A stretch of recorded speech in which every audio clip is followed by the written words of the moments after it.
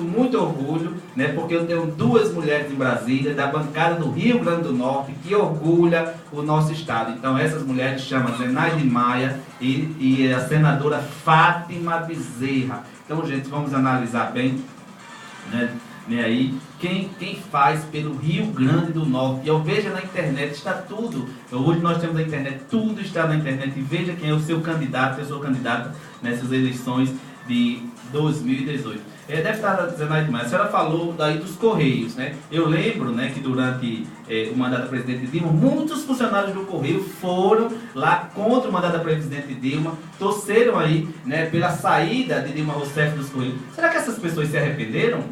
Olha, o problema é o seguinte, a grande mídia tem um poder grande. Nós temos uma grande mídia que quem manda é uma oligarquia econômica.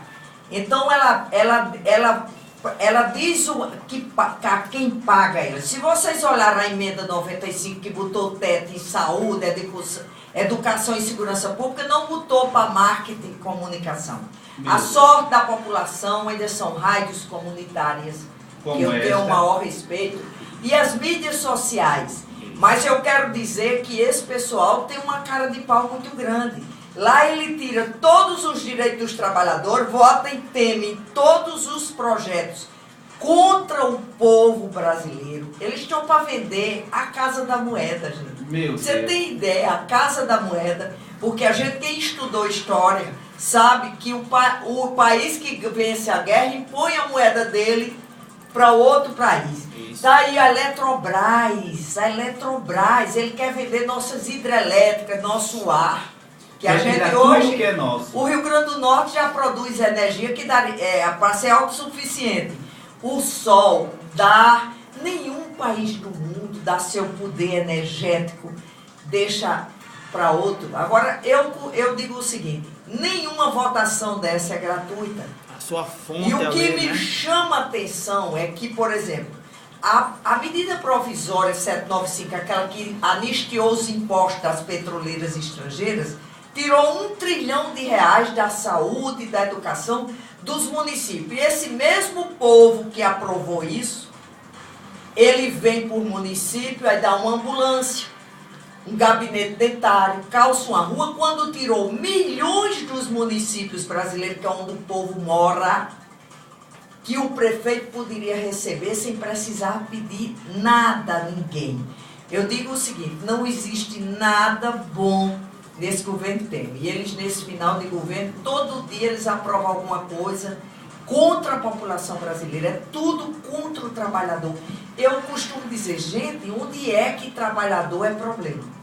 Trabalhador sempre foi solução. É verdade. Mesmo por mais ricos, lá eu converso com a bancada do agronegócio, eu digo, pô, cara, olha aquela mulher, aquele homem no chapéu, com um chapéu na cabeça, no sol quente, apanhando aquelas frutas que lhe dão uma vida nababesca, você e a sua família, cria um patrimônio para até sua 10ª geração, e é esse trabalhador que você considera inimigo? Olha, digo o seguinte, não existe nenhum país no mundo que saia da crise sem o Estado, ou seja, o governo investir, porque o maior investidor de qualquer país é o governo. O que é que eles fazem? Botam o dinheiro todo para o banco e tiram o poder de compra do trabalhador e fica botando a grande mídia para dizer que a inflação baixou. O pouco que se vê de baixar da inflação é pela recessão. O povo não tem dinheiro para comprar. O comércio não vende, a indústria não fabrica porque não tem a quem vender e o governo arrecada menos de impostos. Menos dinheiro para a saúde, menos para a educação e menos para a assistência social. Mas eu queria frisar aqui a segurança pública. Que esses que estão alardeando, os aliados de Temer, porque lá são aliados, até para se Temer jogar na cova, se jogar na cova, eles jogaram ao redor, mas chega no Estado posando como se não tivesse nada a ver. Não tem nada a ver com o desmonte da CLT, deixando o trabalhador só ele e o patrão sem ter um sindicato. Nem a ditadura acabou com os sindicatos. Podia até prender seus representantes. Mas esse governo fez questão de acabar. E ele não vai ficar só nisso. A Eletrobras está lá. É todo mundo desesperado. eles fazem uma política muito antiga, desmerecer, eles destroem a empresa para depois justificar a venda. A gente já viu isso, no governo Fernando Henrique era feito isso. Uma forma de só escapou a né? Petrobras porque o povo foi para a rua. Ou seja, deixa eu mostrar aqui a Petrobras, a história de rua. Tem essa corrupção toda da Petrobras, mas quem faliu a Petrobras não foi isso. Quem faliu foi o governo americano, junto com os países da OPEP, os produtores de petróleo, que resolveram baixar o petróleo, um barril de petróleo de $129 por 29. Aí eu digo aí a você que tem um pequeno comércio, se o carro-chefe da sua padaria é o pão, se você vendesse ela a R$2 e ele passasse a ser a 20 centavos, é claro que você ia falir. Faliram a Petrobras, praticamente faliram, quando venderam tudo arrumado. Vocês têm ideia de quanto custou a venda do pré-sal? E quando vendeu o pré-sal, vendeu 75% da educação da gente e 25% da saúde. Tirou do povo. Na verdade, é um presidente da República, com seus aliados, a maioria do Congresso, que passaram da crueldade para a insensibilidade com o povo e estão na indiferença. Para eles, tanto faz. A mãe de família ter o que comer ou não. E outra coisa, a segurança pública, eles vão lá, pegam o microfone e discurso que precisa de recursos para a segurança pública. E eu pergunto, de onde, cara? Que vocês botaram na Constituição, mesmo que o país saia da crise, não pode investir durante 20 anos. Infelizmente. Você recebe um país onde são assassinadas mais de 60 mil pessoas.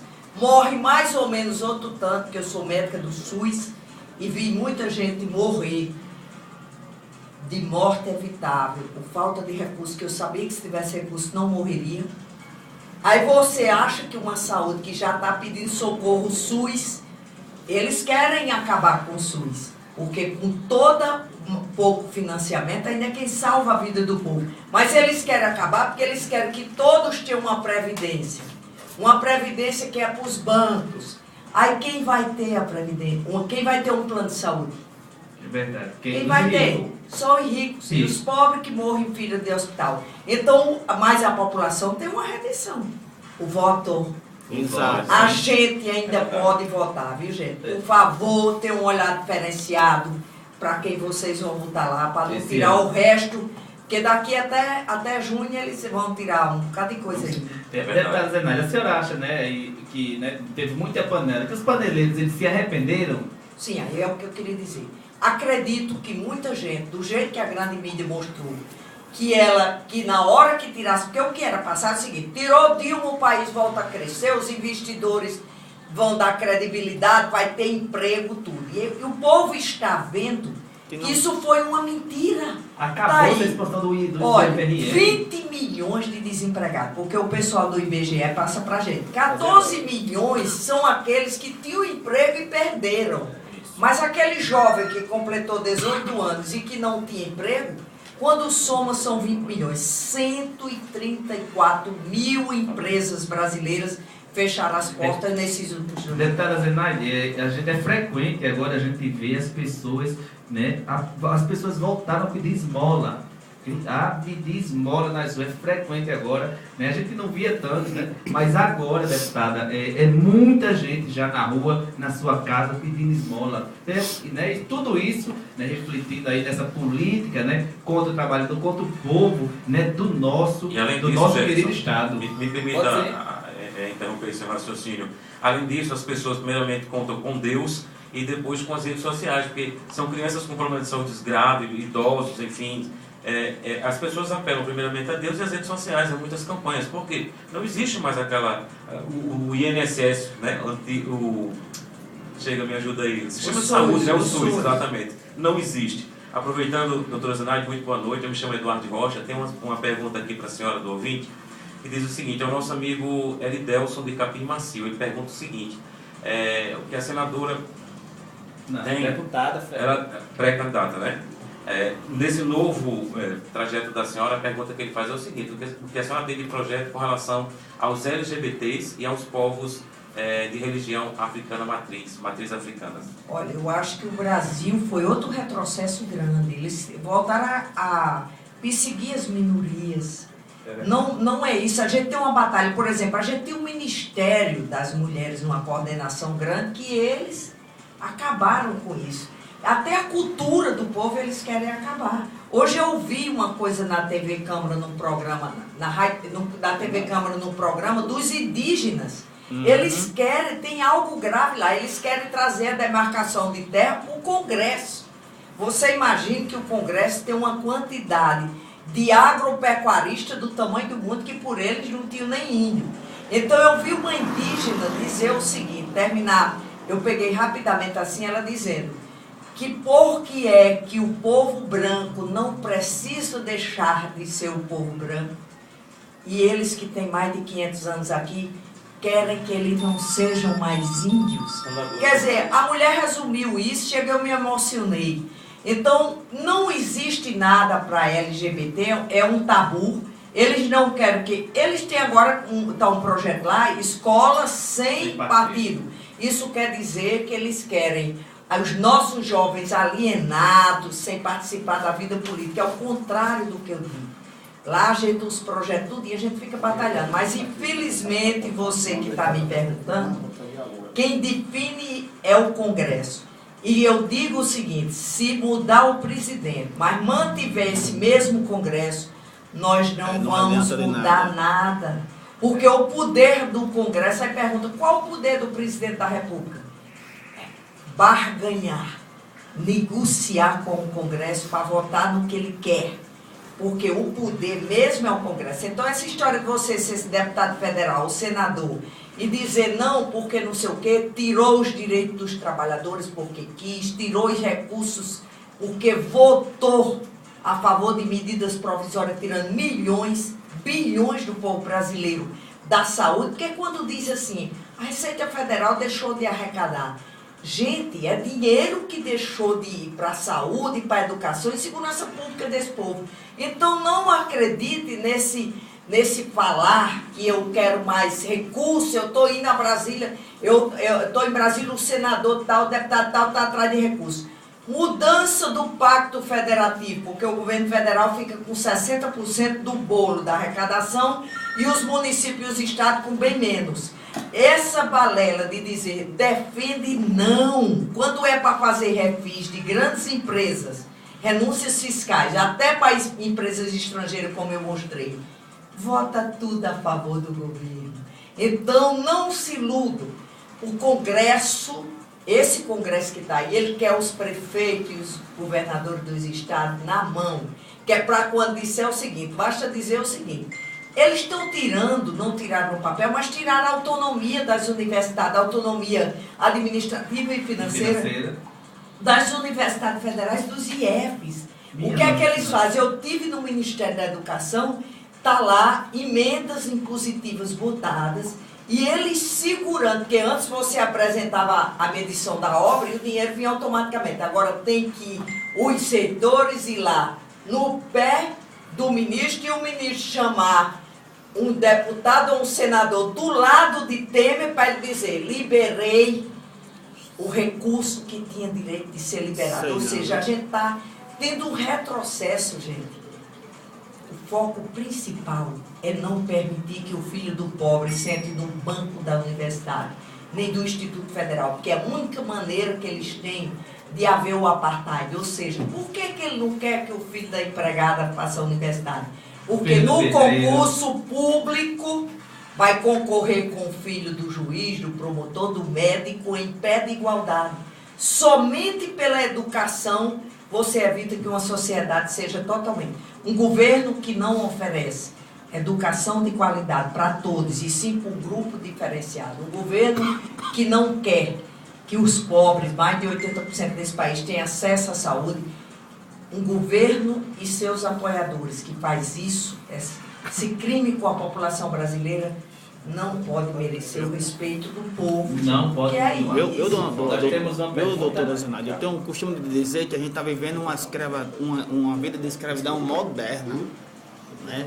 A escravidão é o feudalismo. E a gente vê que, por exemplo, eles estão falindo também nossas empresas, né? As empresas brasileiras, eles não investem. Por exemplo, o ministro, o Meirelles já tinha tirado 150 bilhões do BNDES. E outra coisa, e essa política de gás, de cozinha, que agora já teve atualmente 7,2? Foi, eu soube disso aí. A gasolina aumentando. Não, eles botaram uma política de combustível conforme o aumento do petróleo nos Estados Unidos. Então, nós temos aí o dobro do botijão de gás de valor e você vai para o posto de gasolina hoje e não sabe quanto vai ser. É verdade. Me diga em que é que esse governo está acertando. Aí tudo isso em nome que vai criar emprego, que vai dar credibilidade. Que história, gente. Onde é que esse governo tem credibilidade? É verdade. Nós temos outra pergunta do ouvinte. A pergunta agora do nosso amigo Douglas Fabiano. Ele é pai de um menino autista. E a senhora criou uma lei, um projeto do CRI, não é isso? E ele gostaria de saber como anda esse projeto e quando chega na região oeste, no caso de Mossoró, né? Olha, é o seguinte, Douglas, foi criada uma comissão de defesa dos deficientes que em 2015, que isso foi um ganho grande para a gente, que a gente passou a ter reuniões 2 vezes por semana, dar visibilidade. E eu já fui relatora de vários projetos de lei, inclusive eu tenho uma cartilha do autismo, que nessas audiências públicas, uma promotora lá de Brasília, que é da defesa dos deficientes, eu pedi licença a ela, era uma coisa rascunhada, e imprimi e divulguei isso aí. Mas eu, por exemplo, eu tenho vários projetos aprovados para as pessoas com deficiência. E um deles que me enche de orgulho foi as 5% de cotas nos processos seletivos dos institutos federais e das universidades públicas. O primeiro ano que valeu já no Enem foi esse ano. E o reitor do campus central do IEF aqui me pediu apoio, porque eu não boto só emendas para prefeituras. Eu só tenho direito às emendas que é por lei. Mas, por exemplo, muita gente vota, muitos deputados e senadores vota a favor de tema em algum projeto e recebe emendas a mais, valores a mais.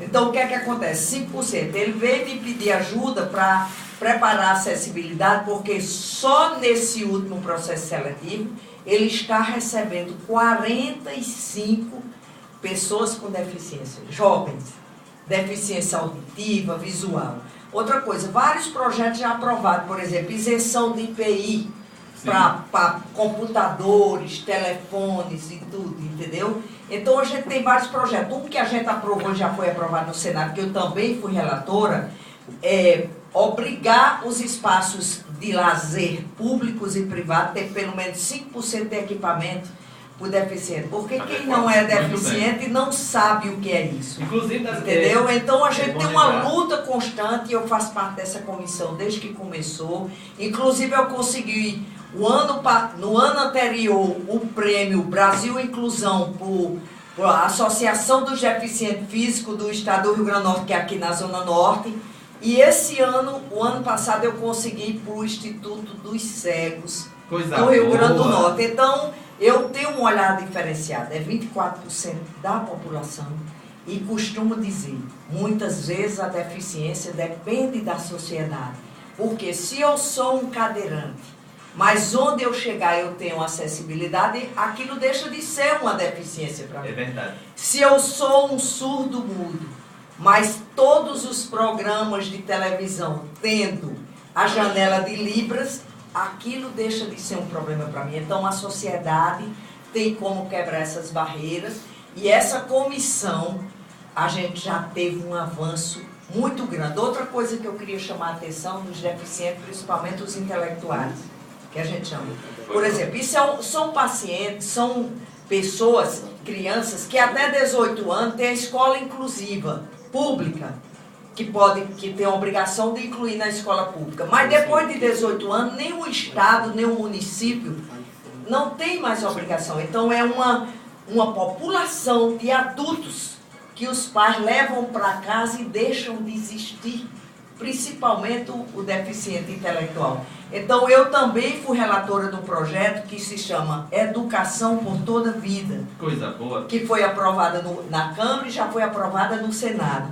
Ou seja, essas instituições, que a maioria dessas escolas são instituições, ela já tem obrigação, o governo tem a obrigação de manter professores, independente da idade da pessoa que tem essa deficiência. Então são ganhos, a gente sabe que ele deve muito a esse povo, mas a gente está, e eu estou lá sempre na luta. Sempre correndo Deputada atrás. Zenaide, ontem esteve aqui no nosso programa, né, o pessoal que eles são voluntários do Instituto Juvino Barreto, né? São voluntários do Juvino Barreto, né, que falaram que a senhora indicou, né, o Instituto Juvino Barreto, que vai receber o prêmio Zilda Arnes, né, 2018, por indicação de Zenaide Maia. Eu quero ler só um pedaço aqui da matéria que está, né, que o amigo Elias, jornalista, né, mandou aqui para Elias Medeiros, que esteve aqui ontem, conversou sobre isso, que diz o seguinte: Instituto Juvino Barreto vai receber prêmio Zilda Arnes 2018 por indicação da deputada federal Zenaide Maia.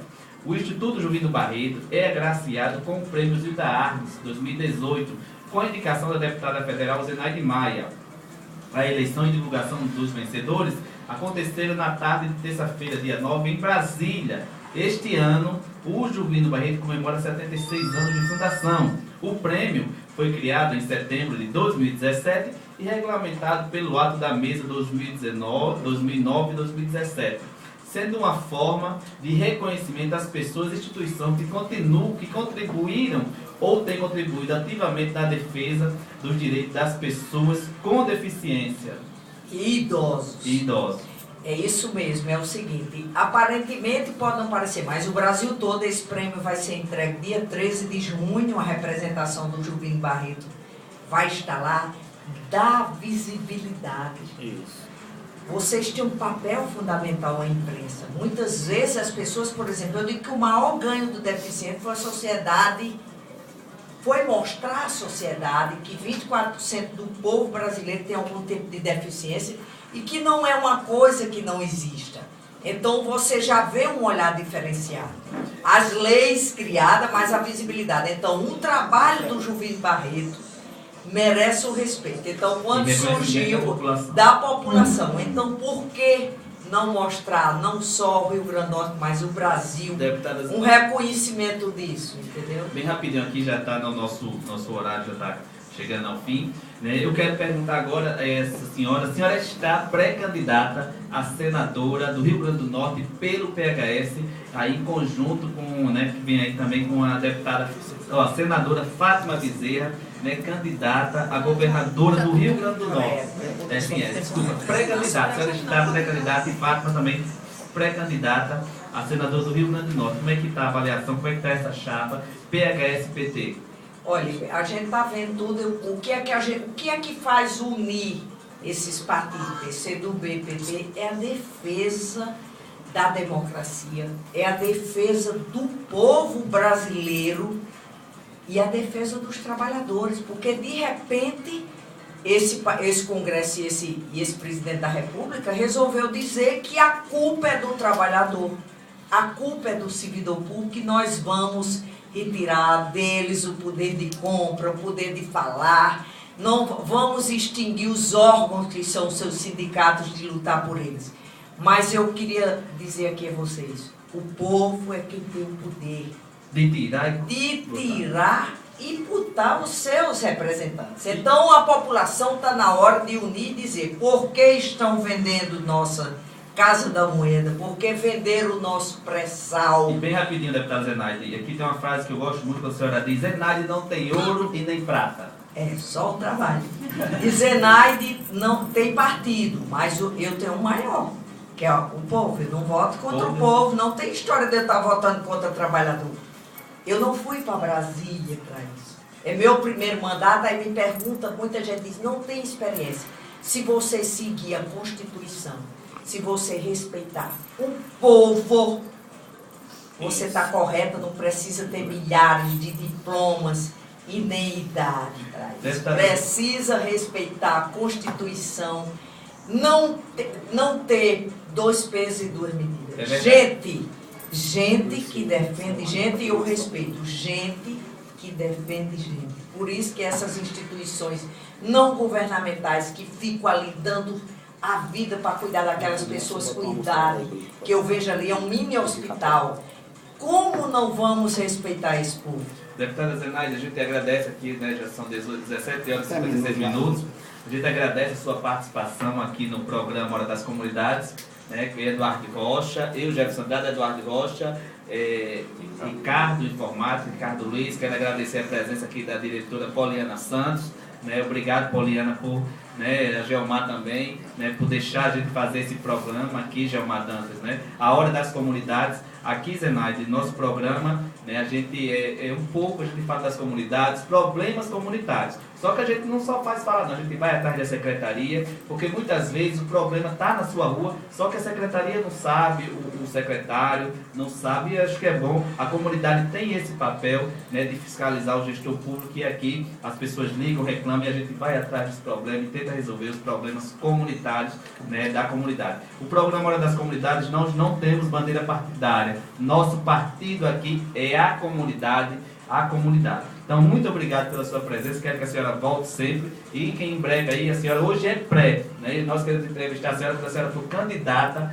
né, a senadora do Rio Grande do Norte. Próxima quinta estará aqui a pré-candidata a governadora do estado, a senadora Fátima Bezerra. Muito obrigado, deputada Zenaide Maia. Obrigada a vocês, e o papel é esse.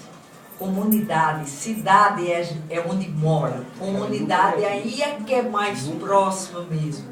E o povo tem que ser respeitado. E para isso vocês têm que dar voz ao povo. É como você diz, às vezes o gestor não toma nem conhecimento.